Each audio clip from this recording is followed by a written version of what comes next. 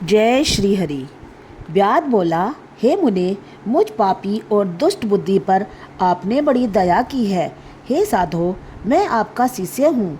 मेरे ऊपर दया करके ऐसा उपदेश दीजिए जिससे मेरी बुद्धि दुष्ट न हो, अनर्थ कार्य करने में प्रवृत्त न हो। व्याध को ऐसी बातें सुन शंख मुनि बोले, हे व्याध, यहाँ धूप बहुत सताती है, न यहाँ छाया है न पानी। कहीं दूसरी छाया की जगह में चलकर जल पीकर स्वस्थ चित हो तेरे सामने विष्णु भगवान के माधव मास का महत्य जो पाप नाशक है वर्णन करूँगा। मुनि की यह बात सुन व्याध वहाँ से थोड़ी दूर पर एक निर्मल सरोवर पर ले गया, जहाँ पर जल के जीव वगला, राजहंस आदि तथा मगरमच्छ आदि सरोवर में शोभा दे रहे हैं तथा कुमदनी, कोकनद आदि अनेक प्रकार के कमल शोभा दे रहे हैं। भोरे गुंजार कर रहे हैं, पक्षी कलरव कर रहे हैं। किनारे पर बांस के वृक्ष तथा बड़ कदम्ब, इमली और सुगंधित वृक्ष आदि चारों ओर शोभित हो रहे हैं। वन के हाथी, हिरन, सिंह, सुर, गाय, खच्चर आदि विचर रहे हैं। बंदर, लंगूर आदि छलांग मार रहे हैं।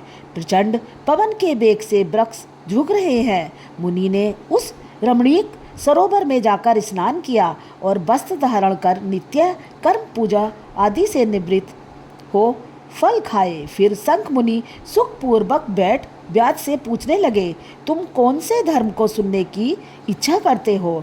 धर्म बहुत है और उनके करने की विधि भी अलग अलग है। इनमें वैशाख धर्म थोड़ा है मगर अत्यंत फलदायक है। तेरे मन में जो प्रश्न की इच्छा हो पूछ। तब हाथ जोड़कर व्याध बोला, हे महाराज, मुझे कौन सा कर्म करने से तमोगुणी में यह व्याध योनि मिली और किस कर्म से मेरी ऐसी बुद्धि हो गई जो महात्मा की संगति हुई? हे प्रभु, यदि आपकी मेरे ऊपर कृपा है तो यह सब वृतांत मुझसे कहिए। यह सुन शंख मुनि कहने लगे, हे व्याध, तू शाकल नगर में पहले वेद पाठी ब्राह्मण था। तेरा नाम स्तंभ था और श्रीवत्स गोत्र में तेरा जन्म हुआ था। एक वैश्या से तेरा प्रेम था। उसी की संगति के दोष से तू नित्य कर्मों का परित्याग कर शूद्र के समान घर आता था। इस प्रकार तुझ आचारहीन दुष्ट ने धर्म क्रिया त्याग दी, किंतु तेरी स्त्री ब्राह्मणी बड़ी रूपवती थी। वह वेश्या सहित तुझ नीच की सेवा किया करती और तुम दोनों की आज्ञा में लगी रहती। जब इसी तरह सेवा करते करते बहुत समय व्यतीत हो गया, तब एक दिन तूने भैंस का दूध और मूली खाई तथा शूद्रों के भक्षण करने की वस्तु निष्पाद और तिल खाए।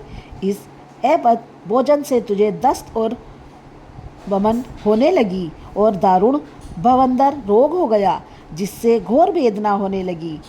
जब तक घर में धन रहा तब तक वेश्या भी रही। फिर सब धन को लेकर वह घर छोड़कर चली गई तो तुझे घोर घृणा उत्पन्न हुई और रोग से अत्यंत दुखी हो दीन वाणी से व्याकुल चित रोता हुआ ब्राह्मणी से कहने लगा, तू मेरी रक्षा कर। हे सुंदरी, मुझ पापी ने तेरा कुछ भी उपकार नहीं किया। जो ग्रस्त प्राणी अपनी भार्या का मान नहीं करते वे 15 जन्म पर्यंत नपुंसक होते हैं। हे महाभागे, रात दिन साधु महात्माओं से निंदित हो तेरी अवज्ञा करने से मैं पाप योनि में पड़ूंगा। मैं तेरे विनीत भाव पर भी क्रोध के मारे जलता हूँ। जब उसके स्वामी ने ऐसा कहा तब वह हाथ जोड़कर बोली, हे कांत, तुम मेरे प्रति दीनता तथा लज्जा मत करो। मैंने आपके ऊपर कभी क्रोध नहीं किया। मैंने पूर्व जन्म में पाप किए, उनके भोगने में कुछ दुख नहीं है। ऐसे दुखों को सहन करे वही साध्वी स्त्री और उत्तम पुरुष है। अपने पिता और भाइयों से धन लाकर वह शीर साई विष्णु भगवान की पूजा और तेरी सेवा शुश्रूषा में लगी रही।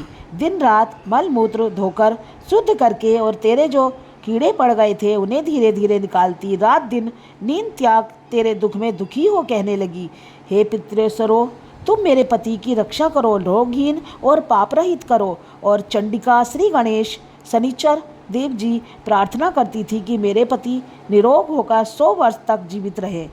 ऐसे वह देवी प्रतिदिन किया करती थी। तब एक दिन देवल नाम के मुनि वैशाख में गर्मी के मारे संध्या समय घर आए। तब तेरी स्त्री ने रोगनाशक वैद्य समझकर उनके चरण धोकर जल सिर पर छिड़क लिया और गर्मी से व्याकुल महात्मा को तेरी आज्ञा लेकर शरबत पिलाया, जिससे उनको शांति मिली। दिन निकलने पर वह मुनि जैसे आए वैसे ही चले गए। थोड़े दिन बाद तुझे सन्निपात हो गया। तब तेरी स्त्री ने त्रिकुटा पिलाया तो तूने उसकी उंगली काट ली और तेरी दाती भिज गई। तू अपनी सुंदर सैया पर उसी वेश्या का ध्यान करता हुआ मर गया। तेरी रूपवती स्त्री यह देख अपना कंकड़ बेचकर बहुत सा ईंधन लाई, विशाल चिता बना, बीच में तुझे राख कर तेरे रोग पीड़ित शरीर का अग्नि संस्कार और स्वयं भी उसी अग्नि में जलकर सती हो गई। वह शरीर त्याग पति का आलिंगन कर तत्काल विष्णु लोक को चली गई।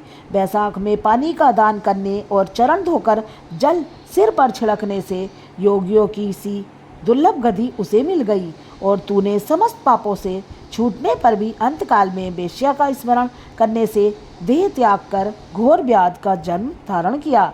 तुझे सदा हिंसा प्यारी है और चित्त में सदा उद्वेग रहता है। तूने वैशाख में शरबत पान कराने की आज्ञा दी और मुनि के चरण धोने का पापनाशक जल मस्तक पर छिड़का। उससे तेरी ऐसी बुद्धि हुई और संगति मिली, जिससे तूने संपूर्ण सुखों के हेतु धर्म पूछे।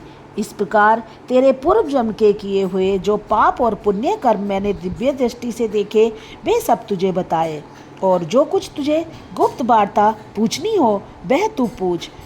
तेरा मन शुद्ध हो गया। हे महात्मे, तेरा कल्याण हो। जय श्री हरि। 18वां अध्याय समाप्त।